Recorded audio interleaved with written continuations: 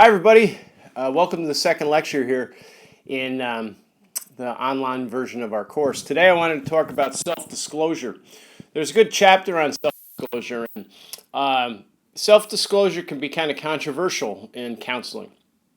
In fact, I think there's even some courses at Hudson Valley where they encourage you to not talk about yourself.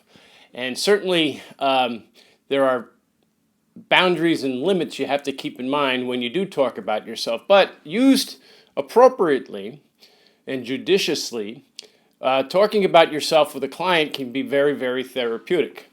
It can help you act as a role model. It can give the client a guide. It can make the client feel less alone. It can help the client to accept themselves if you can accept yourself with something that you've self-disclosed. The important thing is that, and the book does a really good job with this, is that self-disclosure should always be for the benefit of the client, not because you want to talk about something, but because you can relate, and it should benefit the client. It shouldn't outdo the client's story, right? It ought to be spoken about in general terms.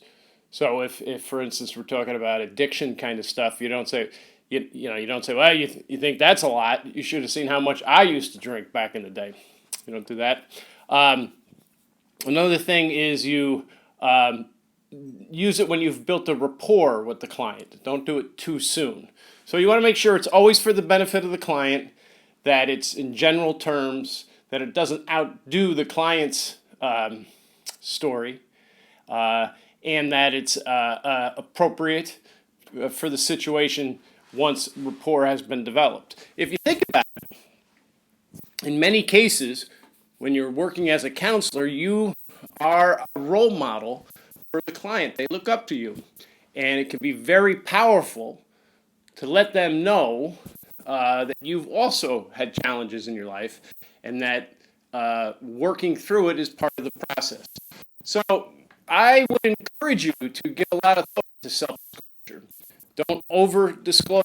Don't be in a hurry to do it. Don't disclose when you want to get your stuff out. But think about your role and accept your role as a bit of a mentor and role model for the client. And when you do that, and you do it carefully, self-disclosure can be very powerful.